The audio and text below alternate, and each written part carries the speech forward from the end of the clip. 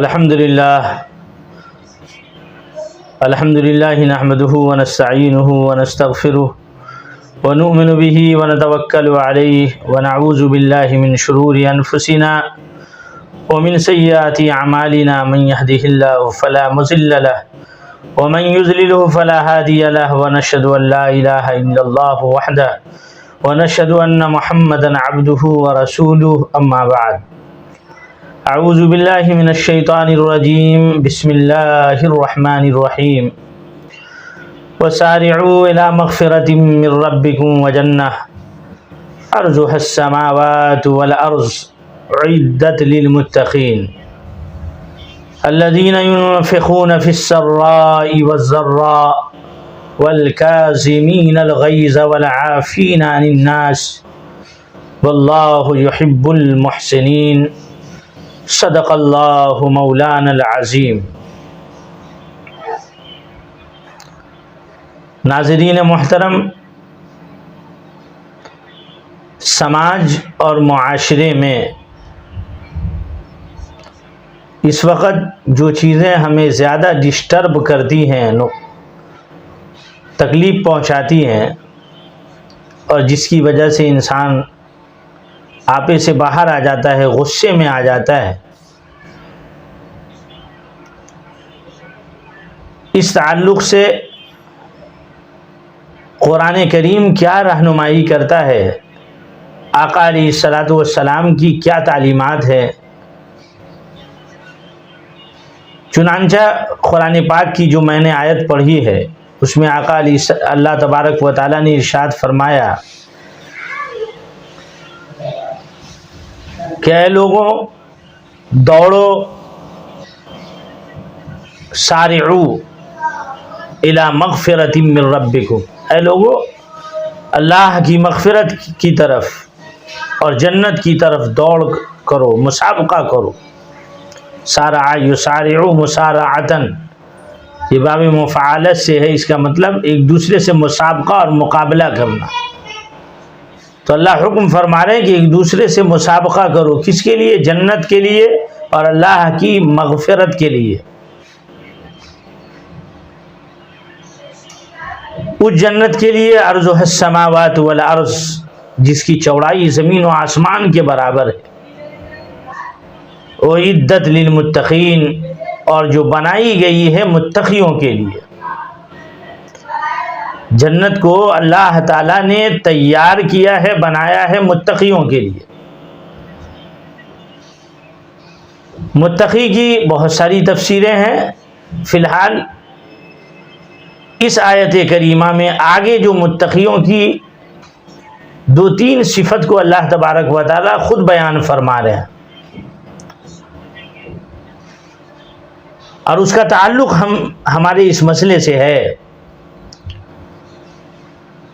اللہ تبارک و تعالیٰ کہتے ہیں الذین ينفقون فی السراء والضراء، متقی وہ لوگ ہیں جو اچھی اور تنگدستی حالت میں، یعنی اچھی حالت ہو تو بھی اور تنگدست حالت ہے، تنگی کی حالت ہے، اس میں بھی وہ اللہ کی راہ میں خرچ کرتے ہیں۔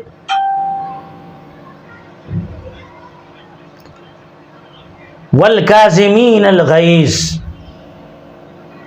اور متقی وہ ہیں جو غصے کو پی جاتے ہیں۔ والعافین عن الناس، اور متقی وہ ہیں جو لوگوں کی خطاؤں سے درگزر کرتے ہیں۔ ان اللہ یحب المحسنین، بے شک اللہ تبارک و تعالی محسنین کو پسند فرماتا ہے۔ اس آیت کریمہ میں متقیوں کی تین صفات اللہ نے بیان فرمائی۔ ایک تو انفاق فی سبیل اللہ، اور دوسرے دو جو ہے وہ ہماری سماج، ہمارے معاشرے سے جڑا ہوا ہے۔ اللہ کا بے پناہ احسان و کرم ہے کہ اللہ تبارک و تعالیٰ نے ایسی چیزوں کو اسلام کا حصہ بنایا ہے جو چیزیں ہمارے فائدے کے لیے ہیں۔ بتائیے، ہم غصہ کریں، ہم لڑیں، ہم جھگڑیں، یا ہم غصے سے لڑائی جھگڑے سے باز رہیں، تو اس میں اللہ کا کیا فائدہ ہے؟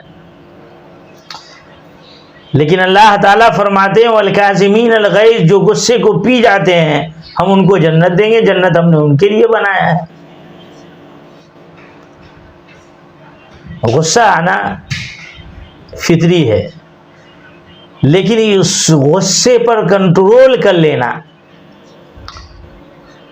یہ عقل مندوں کی پہچان ہے، اللہ کے نیک بندوں کی پہچان ہے۔ بعض لوگ کہتے ہیں کہ حضرت میرا تو غصہ آتا تو آپے سے باہر ہو جاتا اور پاگل ہو جاتا۔ بولے اچھا پاگل ہو جاتے ہو؟ ہاں، غصہ پاگل نہیں ہے، غصہ بڑا عقل مند ہے۔ کیوں عقل مند ہے؟ اس لیے عقل مند ہے کہ غصہ ہمیشہ اپنے سے کمزور پر آتا ہے۔ جہاں سامنے والا اپنے سے مضبوط آ گیا تو وہ غصہ جو ہے خود بخود جو ہے عقل مند ہو جاتا ہے، پھر غصہ نہیں آتا، وہ پاؤں بھی دھر لیتا ہے، معافی بھی مانگنے لگتا ہے۔ تو یہ غصہ ہے، یہ غصہ عقل مند ہے، پاگل نہیں ہے۔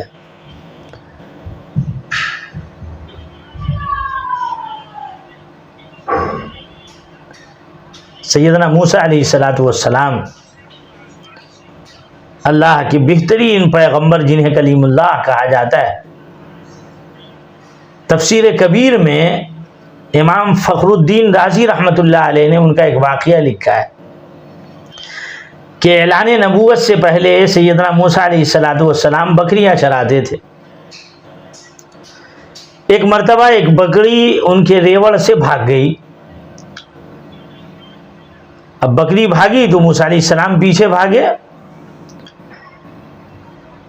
اور بکری میلوں دور بھاگ گئی۔ موسیٰ علیہ السلام اپنا ڈنڈا اور عصا لیے ہوئے پیچھے پیچھے بھاگ رہے ہیں۔ اس درمیان میں موسیٰ علیہ السلام کا دونوں پاؤں لہولہان ہو گیا، خون۔ اسی طریقے سے اس بکری کے پاؤں میں بھی کانٹا چھپا، وہ بھی خون ہو گئی۔ بالآخر بکری تھک گئی اور رک گئی۔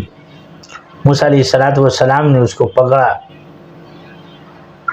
اور پکڑنے کے بعد موسیٰ علیہ السلام اتنی طاقت والے فَوَقَذَهُ مُوسَىٰ فَوَقَذَا عَلَيْهِ، قرآن کہتا ہے کہ قبطی کو ایک گھونسا آپ نے مارا تھا، وہ پھٹ سے مر گیا۔ اتنی طاقت اللہ تبارک و تعالیٰ نے سیدنا موسیٰ علیہ السلام کو عطا فرمائی تھی، اتنے طاقتور۔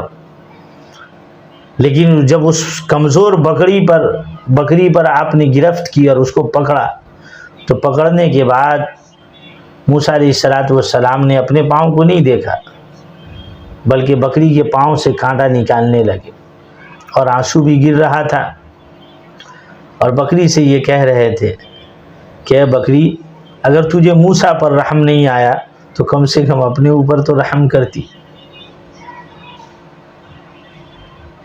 یہی موسیٰ ہے علیہ السلام۔ کس طریقے سے اپنے غصے پر پھر موسیٰ علیہ السلام نے اس بکری کو اپنے کندھے پر اٹھایا اور کندھے پر اٹھا کر لے جا کر کے جو ہے بکری کو بکری کے ریوڑ میں داخل کر دیا۔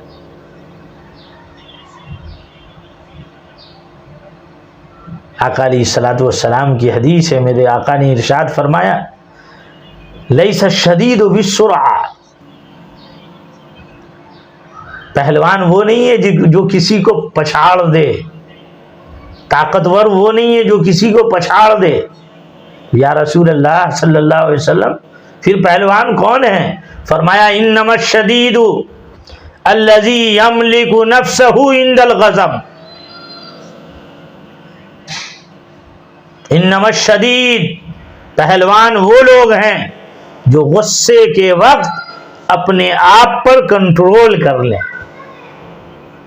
انما الشدید الذی یملک نفسہ عند الغضب، پہلوان وہ ہیں۔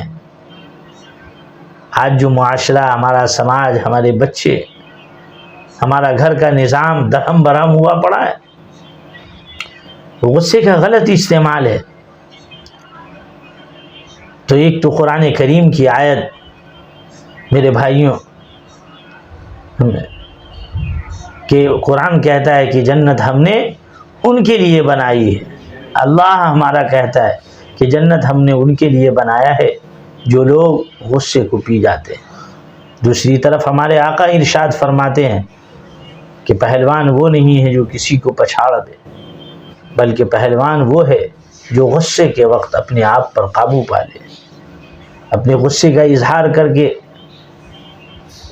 کسی کو مارنا، پیٹنا، غلط الفاظ استعمال کرنا، یہ پہلوانیت نہیں ہے، یہ طاقتور کی پہچان نہیں ہے، یہ کمزور لوگ ہیں۔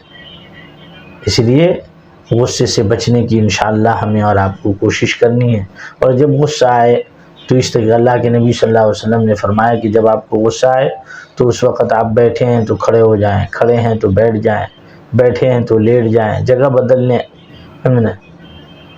تاکہ اللہ تبارک و تعالیٰ اس کے شر سے آپ کی حفاظت فرمائے۔